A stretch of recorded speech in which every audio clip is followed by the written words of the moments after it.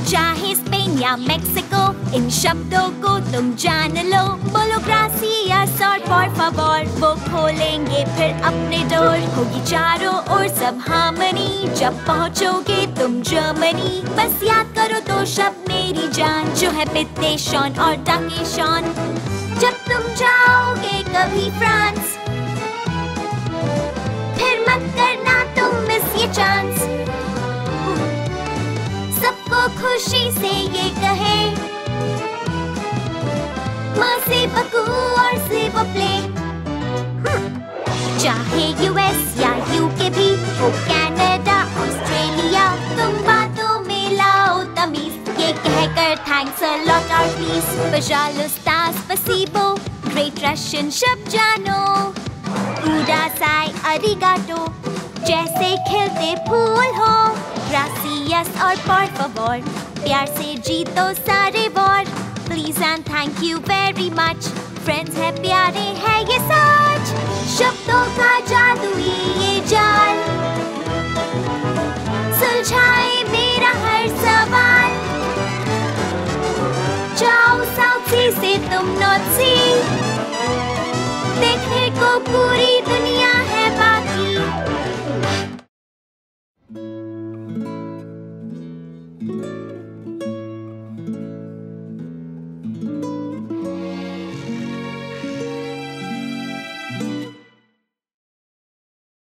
तुम सोच रहे हो मैंने फॉरेन लैंग्वेजेस सीखना क्यों शुरू किया? इसलिए क्योंकि मैं नहीं चाहती कि मेरा भी वही हाल हो जैसे इस कहानी के कैलिफ का हुआ। बस ध्यान से सुनो।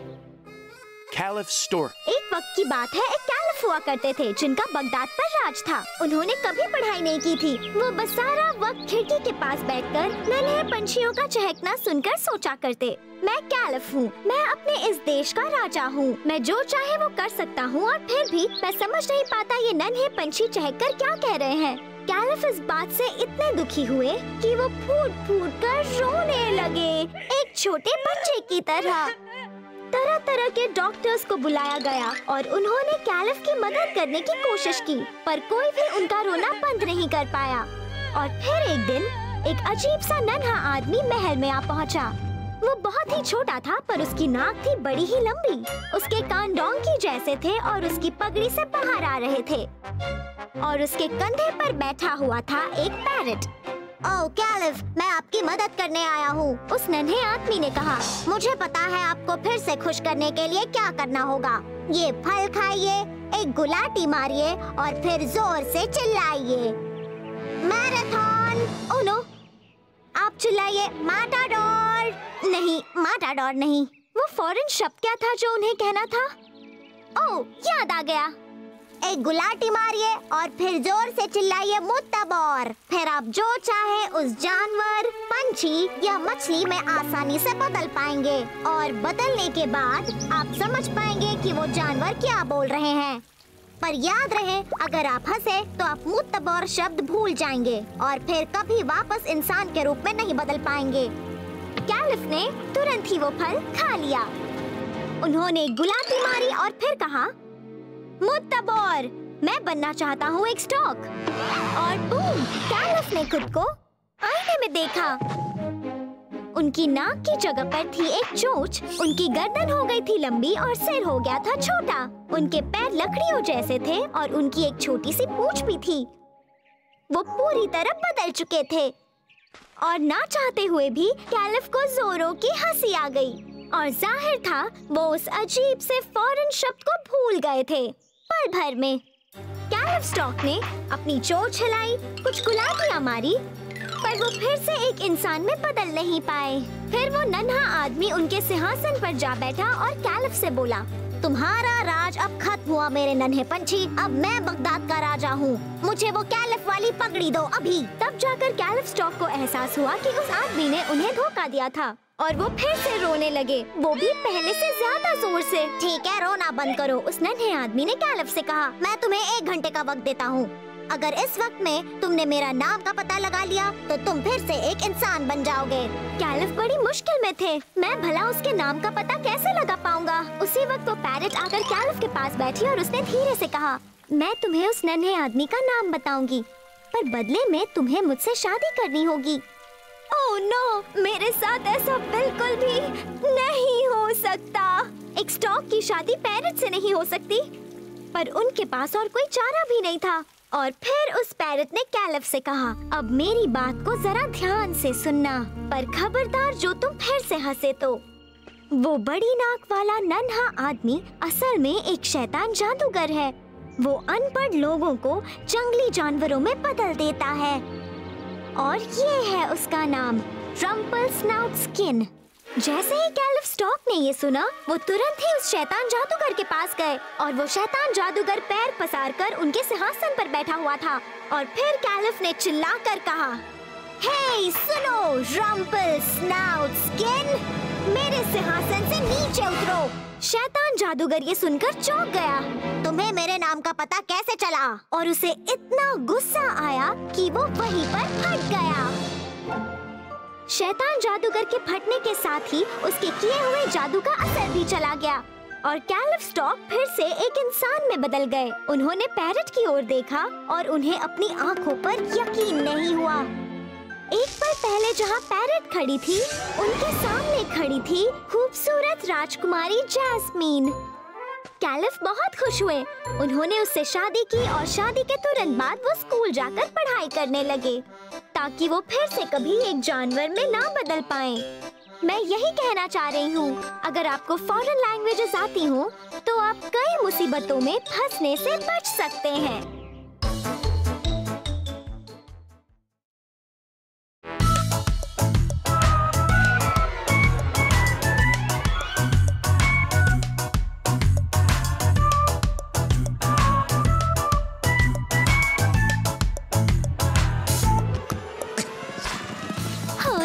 है कैसी गड़बड़ी, ले आओ सारे पैन्स एंड पॉट्स।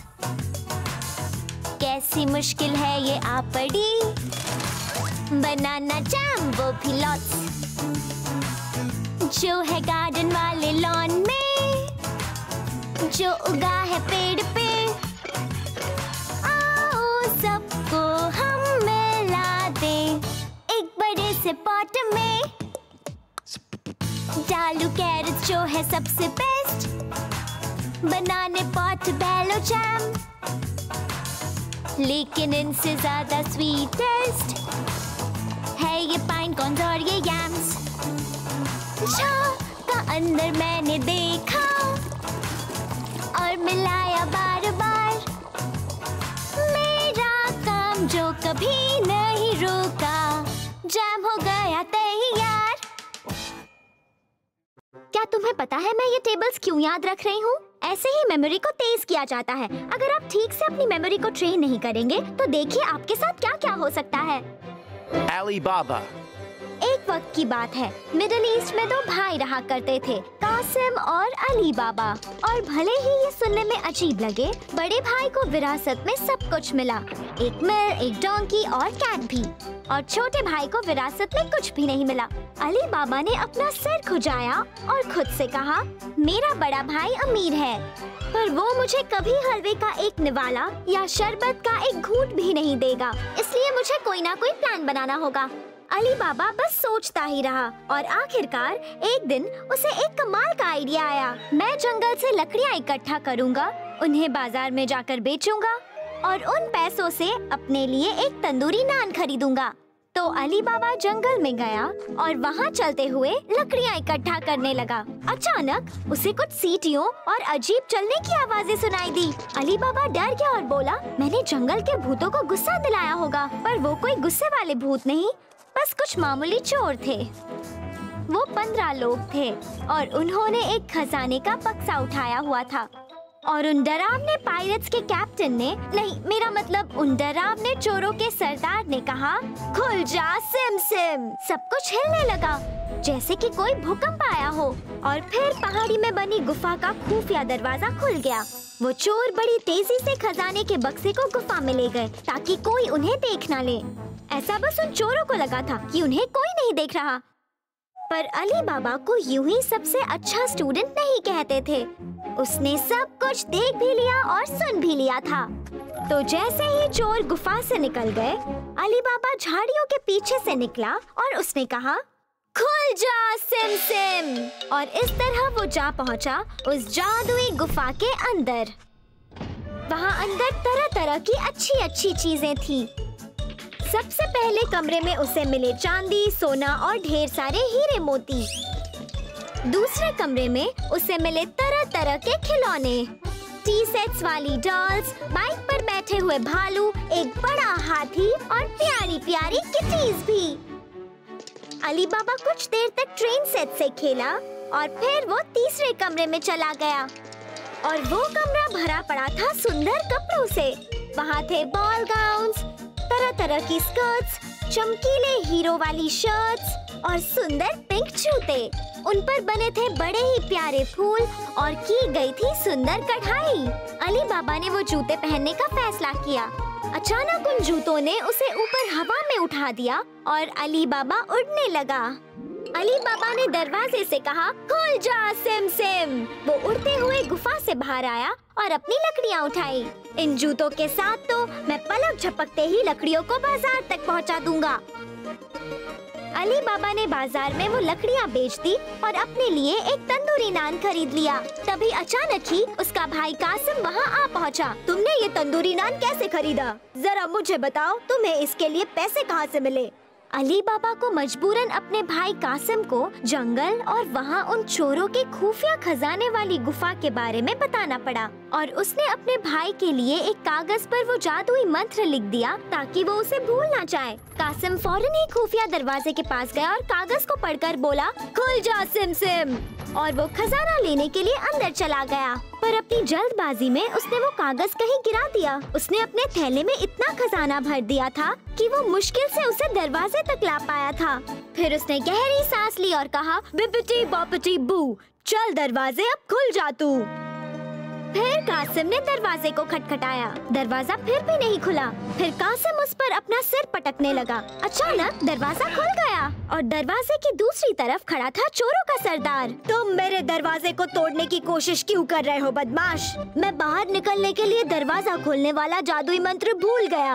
कासिम ने सरदार से कहा, तुम्हारी मेमोरी इतनी कमजोर क्यों है? चोरों के सरदार ने पूछा। तुम्हें उसे ट्रेन करना होगा। मैं तुम्हें याद करने के लिए कहानियों की किताब दे रहा हूँ ताकि सोते वक्त तुम मुझे एक कहानी सुना सको। जैसे ही तुम मुझे सारी कहानियाँ सुना दोगे, मैं तुम्हें घर जाने दूंगा, पर तब तक लालची आदमी तुम यहाँ मेरे कैदी बनकर रहोगे। तो अपनी नासमझी की वजह से कासिम को उसी गुफा में रहना पड़ा। मुझे ठीक से नहीं पता कितने दिनों तक, पर कहते हैं वो वहाँ था 1000 दिन और 1001 रातों तक। यही तो मैं कहना चाहती हूँ, अपनी मेमोरी को ट्रेन करो और मुसीबत से बचकर रहो।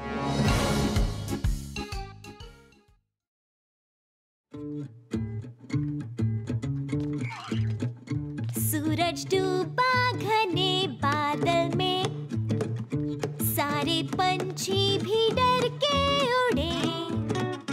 गाने बजते हैं बेसुरे, जब दोस्तों से ना ये धुन बजे, जो ना सुन पाओ एक दूसरे को, कैसे बन पाएगी हारमोनी? पर जब मिलकर बजाओ उसी को, फिर वो स्केल होगी notes A to G। Notes है A to G। जैसे हमारी दोस्ती, मिलजुल के रहना हो जहाँ कहीं, हम गाए notes A to G। Notes है A to G। जैसे हमारी दोस्ती,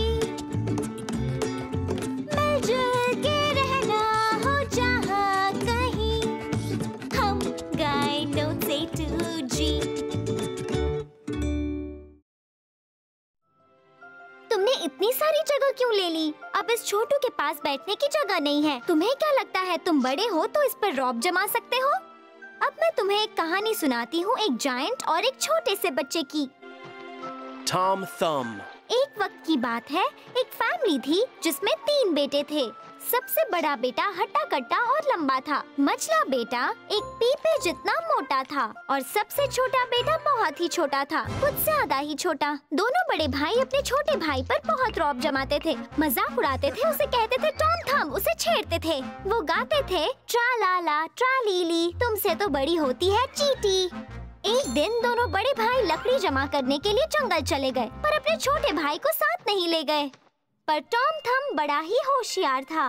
वो अपने भाइयों के पीछे गया, रास्ते में छोटे छोटे पत्थर गिराते हुए ताकि वो खो न जाए।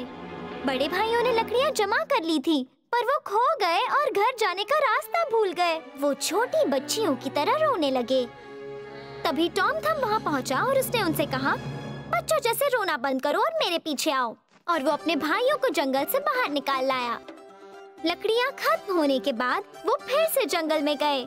टॉम थम ठीक उनके पीछे ही था और वो अपने साथ एक बड़ी ब्रेड लाया था। वो रास्ते में अपने पीछे ब्रेड के टुकड़े छोड़ता गया और पंछी वो सारे टुकड़े खा गए। बेचारा टॉम थम अपने घर का रास्ता नहीं ढूंढ सकता था। वो अपने भाइयों के पास गया जो मैदान में पिकनिक मना रहे थे। अचानक झाड़ियों में कुछ हिलने की आवाज आई। दोनों बड़े भाइयों को इतना डर लगा कि वो पेड़ों पर चढ़ गए, पर टॉम थम बस हंसने लगा। तुम दोनों कितने डरपोक हो, वो तो बस सिर्फ एक मामूली कैट है। वो कैट झाड़ियों से बाहर निकला और एक इंसान की तरह बोला, मैं एक एक्स्ट्राऑर्डिनरी कैट हूँ, मैं हूँ पुस इन बूट्स।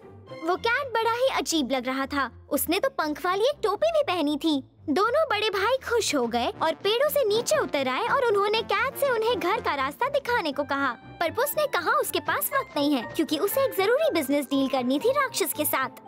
उससे पहले उस डील से निपटना होगा, फिर वो आकर उन्हें रास्ता दिखाएगा। दोनों बड़े भाई फूट फूट कर रोने लगे। पुस इन बूट्स को उन पर तरस आया और उसने कहा, मेरे साथ महल में चलो और रात वहीं पर बिताओ। और वो सभी निकल पड़े उस राक्षस से मिलने के लिए। दरवाजा खुला था, इसलिए वो सीधे अंदर चले गए एक बड़े से हॉल में, जहां उन्होंने टेबल के पास बैठा हुआ देखा एक डरावना राक्षस। राक्षस ने तीनों भाइयों और कैट को देखते ही जोर से कहा, अरे वाह, ये तो एक मजेदार दावत खुद ही चलते हुए मेरे पास आ गई। और उसके मुंह में पानी आ गया। टॉम थम एक बहुत ही होशियार लड़का था। वो आते ही समझ गया था कि वो एक आदमखोर के महल में आ गए हैं, भयानक वाले। कैट ने चुपके से टॉम को आंख मारी और फिर उसने राक्षस से कहा, मिस्टर बड़े राक्षस, तुम तो जरा भी अच्छे होस्ट नहीं हो। मैंने सुना है कि राक्षस अपने मेहमानों को डराने के लिए आकार बदलते हैं, पर लगता है आपको वो करना आता ही नहीं है। राक्षस ये सुनकर हंसने लगा और फिर बूम, उसने खुद को एक बड़े लायन में बदल दिया। दोनों बड़े भाई डर गए और भागकर टेबल के नीचे छिप गए, पर पुस इन बूट्स पर कोई असर नहीं हुआ और उसने राक्षस लायन से कहा, ये तो मुश्किल नहीं है, कोई भी लायन में बदल सकता है। क्या आप खुद को बना सकते हैं छोटा, भूरा और चूचू करने वाला? राक्षस लायन सोचने लगा और फिर बैम, एक छोटा भूरा चूहा चूचू करते हुए टेबल पर भागा।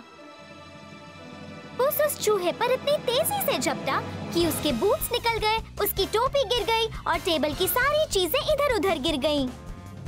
पर वो आदमखोर चूहा बच गया एक जग में छिपकर। टॉम थम जानता था क्या करना सही होगा और उसने जग को एक कॉर्क से बंद कर दिया। इस तरह वो आदमखोर जग में फंस गया। सब खुश हो गए। उसने अपने बूट्स और टोपी फिर से पहन ली और इंचार्ज बन गया। उसने दोनों बड़े भाइयों को सोने भेज दिया। वो सारी रात टेबल के नीचे थोड़ी ना बिता सकते थे। उस टॉम थम को बालकनी पर ले गया और उसने उसे घर जाने का रास्ता दिखाया और फिर उसने उसे भी सोने के लिए कहा। सुबह होते ही तीनों भाई घर के लिए निकल पड़े और रास्ता दिखा रहा था टॉम थम। उसके बाद से उन दोनों ने कभी भी टॉम थम पर रौब नहीं जमाया। तो अब तुम भूलना नहीं, तुम चाहे कितने भी बड़े क्यों ना हो, तुम छोटों के साथ बुरा बर्ताव नहीं कर सकते। कोई भी टॉम थम अपनी होशियारी और बहादुरी का इस्तेमाल करके सबसे गंदे और सबसे डरावने राक्षस को भी हरा सकता है।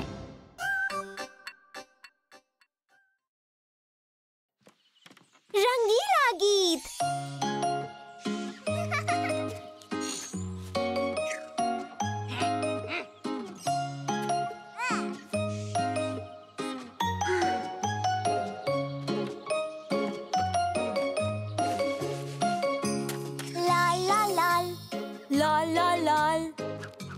तितली के पंख है कमाल, लाल लाल लाल लाल लाल लाल, देखो खिल गए गुलाब, ला ला ला ला ला ला ला ला ला, हरा हरा हरा हरा, आया मौसम हरा भरा, हरा हरा हरा हरा, मजेदार सब्जियां और खीरा, ला ला ला ला ला ला ला ला ला।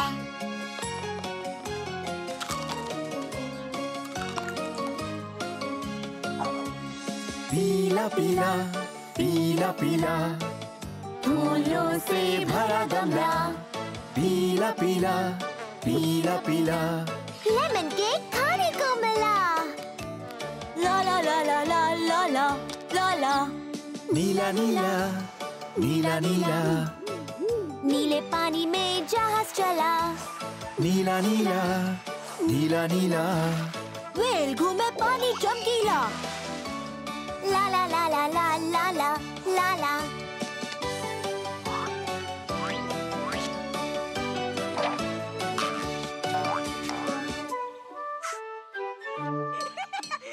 काला काला काला काला, अखबार से संदेश मिला, काला काला काला काला, लेटा बिस्तर पे ये मिला, ला ला ला ला ला ला ला ला ला, सफेद सफेद सफेद सफेद, पोलर बेयर का रंग सफेद, सफेद सफेद सफेद सफेद, जम गई है बर्फीली रेत, ला ला ला ला ला ला ला, खत्म हुआ गीत।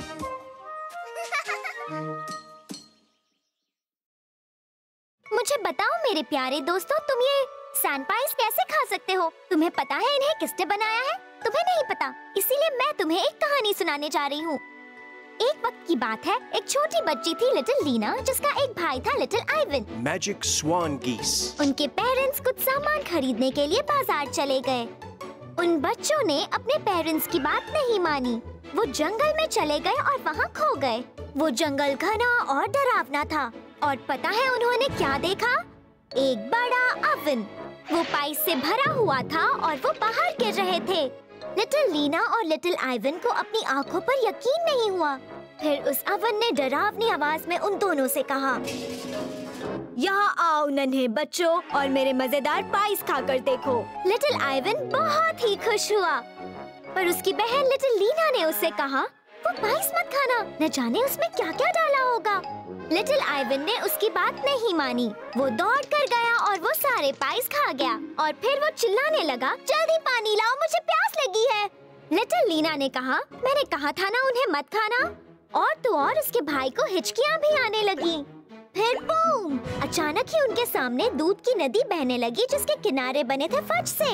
तो लिटिल लीना ने आइवन से कहा, ठीक है अब रोना बंद करो, सब्र रखो, मैं जाकर थोड़ा फज वाला दूध ले आती हूँ। पर लिटिल आइवन बड़ा ही शरारती बच्चा था। वो कभी किसी की नहीं सुनता था। वो जमीन पर लुढ़कते हुए चिल्लाने लगा, मुझे सब्र नहीं रखना है, मुझे प्यास लगी है, मैं इस गोट के पैर से बने निशान में भरा हुआ पानी पीऊंगा। वो बड़ा ही बुद्धू लड़का था। पडल्स का पानी पीना बिल्कुल भी अच्छा नहीं होता, कभी नहीं, उनमें खतरनाक जर्म्स होते हैं।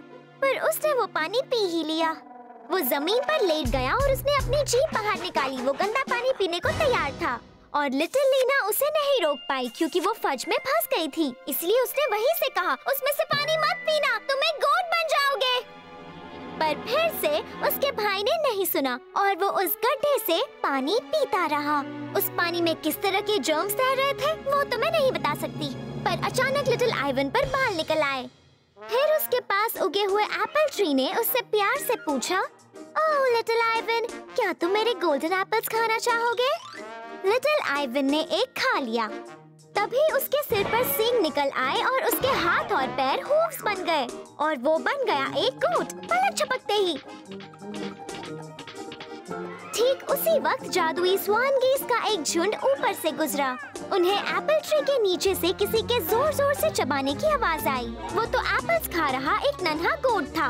वो उन्हें पूरी तरह चट कर रहा था बिना कुछ छोड़े, उसके बीच भी नहीं। जादुई स्वान गीस को इतना ताज्जुब हुआ कि उन्होंने उस नन्हे गोट को ओल्ड विच के पास ले जाने का फैसला किया। वो नीचे आए, उसे उठाया और सीधे ओल्ड विच के घर के पास पहुँचे जो चिकन के पैरों पर खड़ा था। जब ओल्ड विच ने उसे देखा तो उन्हें वो नन्हा गोट बहुत अच्छा लगा, क्योंकि वो इतना प्यारा, इतना अच्छा और इतना मोटा था कि ओल्ड विच ने नन्हे गोट को खा जाने का फैसला किया। ओल्ड विच ने अपने ओवन में आग जलाई और फिर गाना शुरू कर दिया। खुल गई है आज तो मेरी किस्मत, गोट खाकर रहूंगी चाहे आए कयामत। डरे हुए नन्हे गोट ने ऐसी चीख मारी कि वो जंगल में सभी को सुनाई दी। आग जल रही है, फुक फुक फुक, पानी उबल रहा है, सुक सुक सुक, धार लग गई है छुरी को, क्या कोई नहीं आएगा मेरी मदद को? फिर वो भागते हुए उस जगह गया जहाँ उसने आखिरी बार अपनी बहन को फट से बाहर निकलने की कोशिश करते देखा था। ओल्ड विच ने देखा कि नन्हा गोट भाग गया है और उसने अपने जादुई स्वान गीस को उसे वापस लाने उसके पीछे भेजा। लिटिल लीना फट से बाहर निकल ही रही थी। उसने अपने भाई को उठाया पर उसके पास छिपने की कोई जगह नहीं थी। निराश होकर वो वहीं पर बैठ गई और रोने लगी। अवन को बड़ी ही शर्मिंदगी हुई कि उसने लिटिल आइवन को वो सारे पाइस खिलाए थे और उसने बेचारे बच्चों को अपने अंदर छिपा लिया। जादुई स्वान गीस वहाँ से गुजरे और उन्हें नहीं देख पाए। काफी वक्त तक लिटिल लीना जंगल से निकलने का रास्ता नहीं ढूंढ पाई। खुशकिस्मती से गोट्स की सूंघने की ताकत अच्छी होती है और लिटिल गोट आइवन रास्ता सूंघते हुए घर तक पहुँच गया। जब वो घर पहुँचे तो उनके पेरेंट्स बाजार से वापस आ चुके थे। फिर लिटिल आइवन को तरह तरह के डॉक्टर्स के पास ले जाया गया और उसे तरह तरह के इंजेक्शंस दिए गए और आखिरकार वो फिर से एक इंसानी बच्चा बन गया। तो याद रहे, किसी भी अजीब जगह से कोई भी अजीब खाना कभी नहीं खाना चाहिए। उबले और बोतल में भरे हुए पानी के अलावा कोई पानी मत पीना। हो सकता है तुम एक गोट में बदल जाओ और डॉक्टर्स तुम्हारी मदद नहीं कर पाएंगे।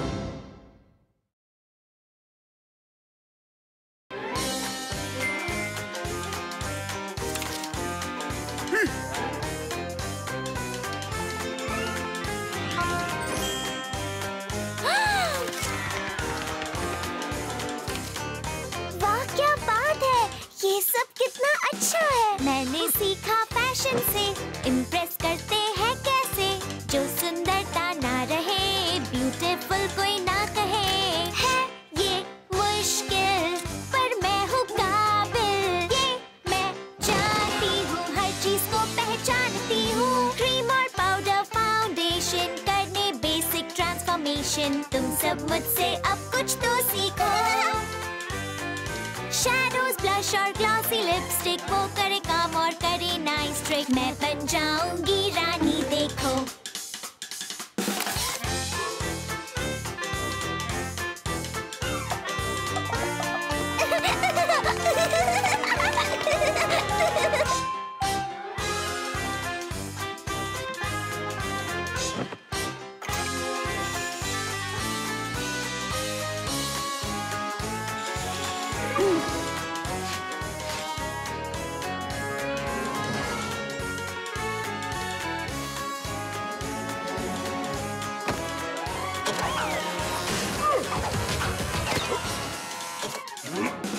कोशिश की बस कर दी हद, जिससे हुआ मुझको दर्द।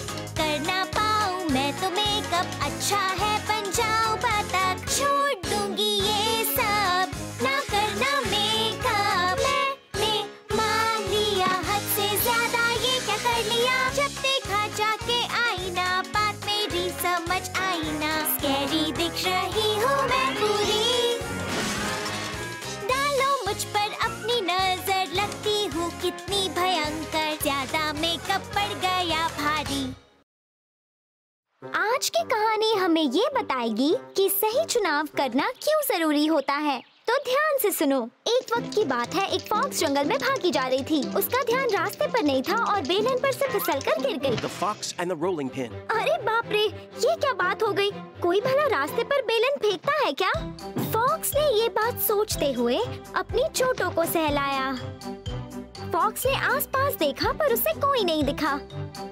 अगर इस बेलन को लेने वाला कोई नहीं है तो मैं इसे रख लेती हूँ। अगर सोचूंगी तो इसका कुछ ना कुछ इस्तेमाल कर लूंगी। मैं एक मामूली फॉक्स हुआ करती थी, अब मैं हूँ वो फॉक्स जिसके पास बेलन है। शातिर फॉक्स हंसी, फिर अपनी घुमाकर सीधे पास वाले गांव में चली गई।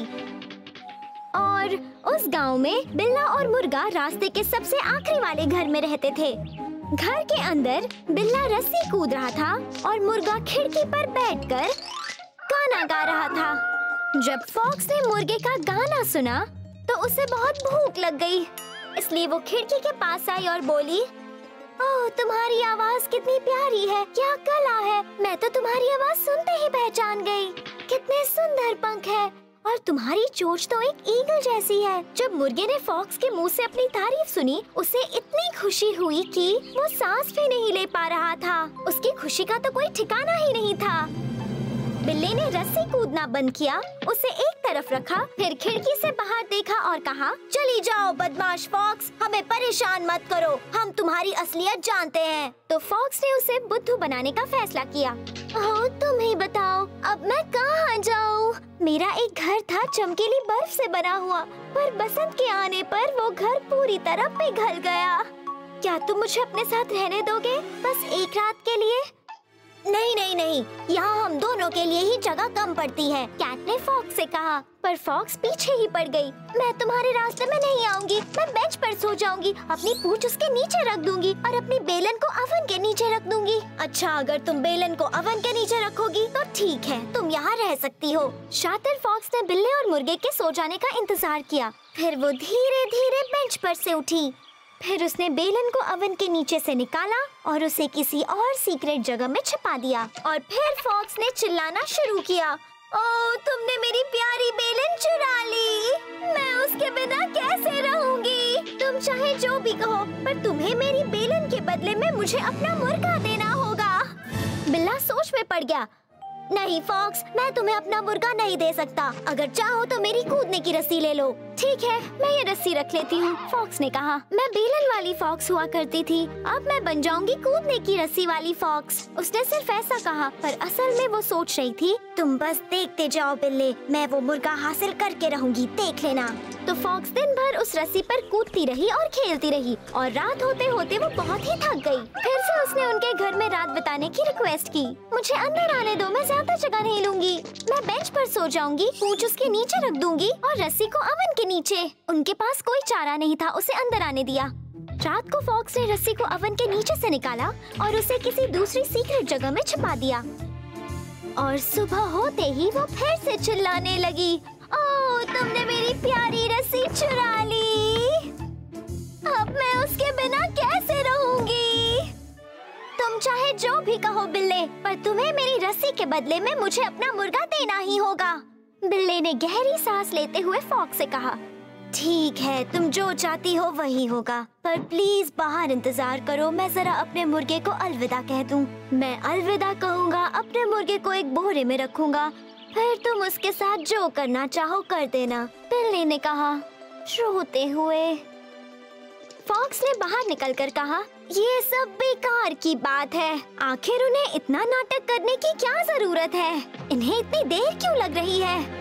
फॉक्स ने खिड़की की ओर देखा और उसे वहाँ एक बोरा दिखाई दिया जिसके अंदर कुछ हिल रहा था। तो फॉक्स ने वो बोरा उठाया और उसे लेकर वहाँ से भाग निकली। वो जंगल में आ गई, कुछ गहरी सांसें ली और कहा, चलो प्यारे मुर्गे, अब वक्त आ गया है कि तुम मुझे अपना गाना सुनाओ और फिर मैं तुम्हें खा जाऊंगी। फॉक्स ने बोरे का मुंह खोला और देखा कि उसके अंदर तो बिल्ला बैठा था।